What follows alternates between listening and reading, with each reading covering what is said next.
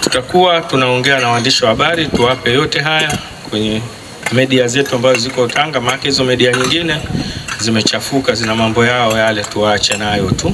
Katika hili Waleskaria alitakiwa aweze kuweka kauli ambayo itakuja kuwafanya watu wakae pamoja, kuweza kuangalia namna gani wanaweza wakasaidiana namna ya kutatua hili, lakini matokeo yake yanakwenda kutengeneza chuki, yanakwenda kutengeneza kitu ambacho ni kibaya zaidi. Kwa hiyo unajikuta kwamba ana kauli ambazo mara nyingi zile yale maumivu yake binafsi anakuwa anavaa kwenye taasisi. Kwa hiyo unakuta kwa kama hii wadau mara nyingi wakianza kuangalia nasema kwamba sasa huyu kiongozi wa namna gani?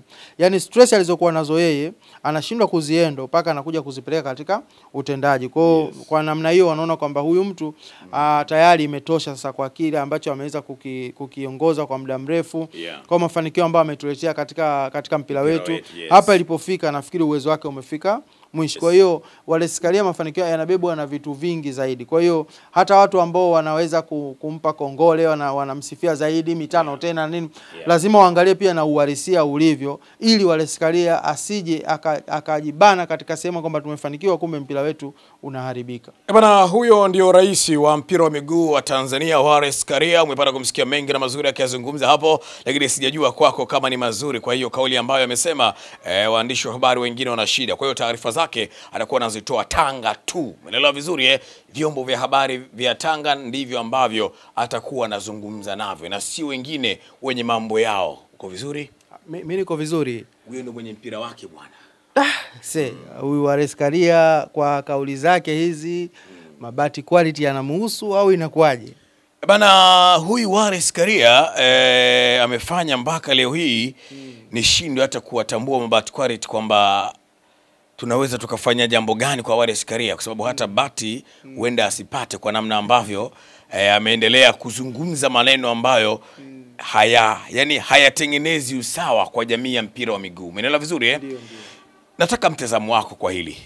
Mambo haya yamekaaje, na kwa wadhifa wake, cheo alichonacho, madaraka alionayo, anastahili kuendelea kuzungumza mambo namna hii? Mimi nikiangalia kwa kauli ambayo ameweza kuitoa rais wa shirikisho la mpira wa miguu, ni kwamba anazidi kutindinga mambo, anazidi kutindinganya mambo. Wale watu wa kusini wanaelewa nikisema hivyo, kwamba ametoka kafu, amerudi Tanzania. Alitoa kauli ambazo zilikuwa zinatweza upande mwingine. Tulitegemea kwamba kwa sasa hivi basi alipopata nafasi ya kuweza kuwakabidhi bendera ya taifa, timu ya taifa, na pale alipopata nafasi ya kuongea, basi ilikuwa sehemu kama alikuwa anataka kugusia mambo ambayo yale ambayo yanaendelea, basi agusie katika engo ambayo inakwenda kupoza yale ambayo yalikuwa yametokea. Lakini matokeo yake ni kwamba kwenye kidonda kibichi yeye anakwenda kutia pilipili. Kwa hiyo ina maana kwamba maumivu yanakuja kuwashwa upya, au unakuta moto unawaka, petroli imesababisha, unakuja kuzima na mafuta taa. Kwa hiyo unajikuta badala ya moto kuweza kuzimika, matokeo yake unakuta moto unazidi kuwaka zaidi. Katika hiki nafikiri rais wa shirikisho badala kuweza kuweka unity, anaweka separation baina ya taasisi na taasisi, lakini kubwa zaidi anakwenda kuwagusa mashabiki wa upande ambao wanahisi kwamba hawatendewi haki. Katika hili Waleskaria alitakiwa aweze kuweka kauli ambayo itakuja kuwafanya watu wakae pamoja, kuweza kuangalia namna gani wanaweza wakasaidiana namna ya kutatua hili, lakini matokeo yake yanakwenda kutengeneza chuki, yanakwenda kutengeneza kitu ambacho ni kibaya zaidi. Lakini bwana Sisco, kitu ambacho kingine ambacho unatakiwa uweze kukiangalia kwa jicho lingine, katika kauli yake yeye hakutaja taasisi ya mpira, hakutaja kiongozi wa mpira. Alitaja vyombo vya habari. Ambao ukiangalia vyombo vya habari ni wadau wakubwa sana katika kukuza mpira wetu wa Tanzania. Hapa tulipofika, tumefika kwa sababu ya wadau katika sekta ya habari kuweza kuupdate mambo mbalimbali ya kimpira, na ndio inapelekea Tanzania kujua, dunia kujua Afrika kujua nini kinaendelea katika mpira wetu. Lakini sasa unapoanza kutenga sasa kwamba nitadili na vyombo vya habari vya eneo fulani na vingine vitaendelea na mambo yao ambao wameamua kufanya, ni mambo gani ambao wameamua kufanya? Labda ni kuzungumza mambo ambayo yanamhusu yeye hataki azungumzwe. Sasa hilo pia unakuwa uwezi kuwafunga mdomo chombo cha habari, kwa sababu vyombo vya habari vipo kwa ajili ya kuhabarisha umma kile ambacho kinaendelea, kuweza kuwapa manufaa na kuweza kuwafanya kila mlaji aweze kujiona yuko sehemu ya tukio harisi. Kwa hiyo vyombo vya habari vina nafasi kubwa sana. Bwana Sisco utakuwa ni shahidi, mipira ukiangalia mwaka 1993, 92, 98 hadi miaka ya 2000 tulikuwa tukipata mpira kwa kupitia sauti peke yake. Lakini kwa sasa mpira tunaopata hata kwa kupitia macho, kwa kuona. Tumeona uwekezaji mkubwa sana unafanywa. Azam Media wameweza kuwekeza hela nyingi sana kwenye kuonyesha mpira wetu. Lakini pia tunaona kuna vyombo vya habari ambavyo vipo katika ukubwa wake, ambao wanafanya online, ambao wanafanya offline. Tunaona namna gani wanaweza kuwekeza nguvu zao, wanawekeza pesa zao ili kuweza kufanya mpira wetu uweze kutangazika kimataifa.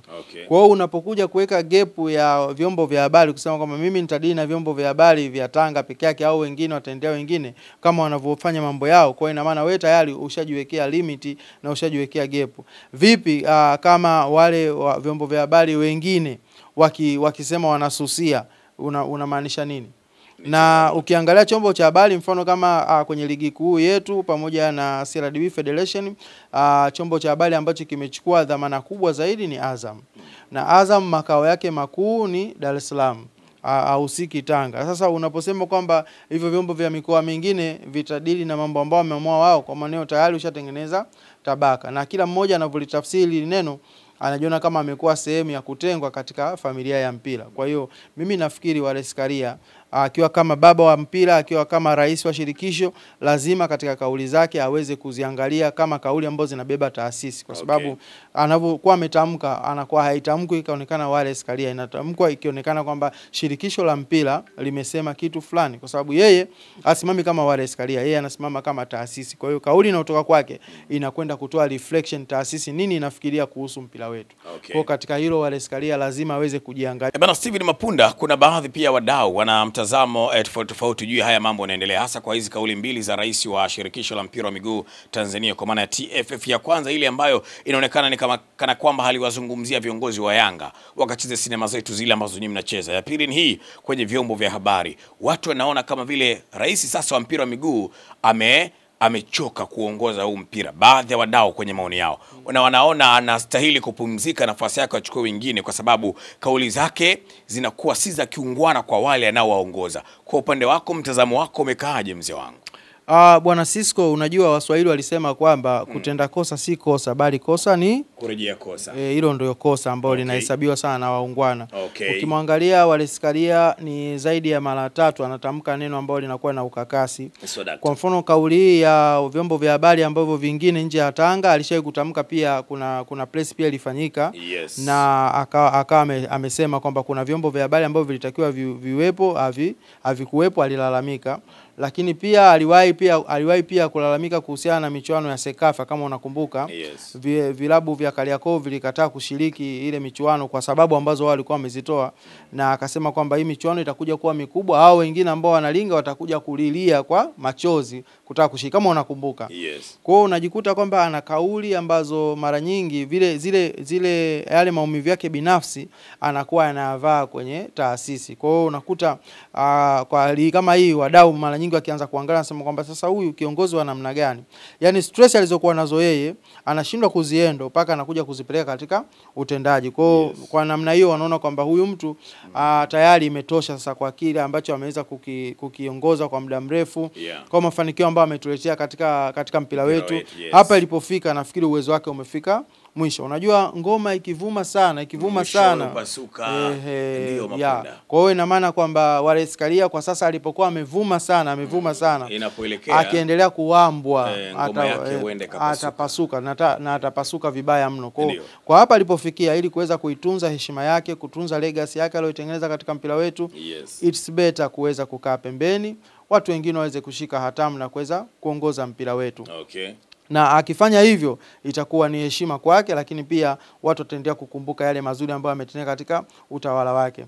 Lakini pia ukija kuangalia katika utekelezaji wa kile ambacho watu wanakisema, mafanikio yake makubwa katika taifa letu Tanzania kuweza kufuzu AFCON kwa miaka miwili katika utawala wake, awamu mbili katika utawala wake. Lakini ukija kuangalia kama mafanikio ni kufuzu AFCON, je, baada ya kufuzu AFCON nini ambacho kinafanyika? Kwa sababu hii kilishafanyika miaka ya 80, walishafuzu, walienda na wakarudi. Enzi hizo Zambia ikiwa ipo katika hot cake. Na safari hii akiwepo yeye wameenda AFCON na wamerudi. Kwa hiyo unajikuta kwamba hakuna cha tofauti. Kwa mfano, nachukulia tu mfano kwa Tanzania, Dar es Salaam Young Africa iliweza kucheza fainali ya kombe la shirikisho. Lakini ukija kuangalia mwaka 98 Dar es Salaam Young Africa iliweza kufika robo finali klabu bingwa. Kwa hiyo ina maana kwa utawala wa Engineer Hersi Said katika urais wake, mafanikio yake makubwa ni kuifanya Dar es Salaam Young Africa kucheza finali na kurudi na medali za CAF. Kwa hiyo ukija kuangalia hapa kati ya watu wawili ni nani ambaye ameweza kuleta mafanikio zaidi. Sasa hapo tukirudi katika hali ya kwanza kufanya mlinganisho wa kimafanikio.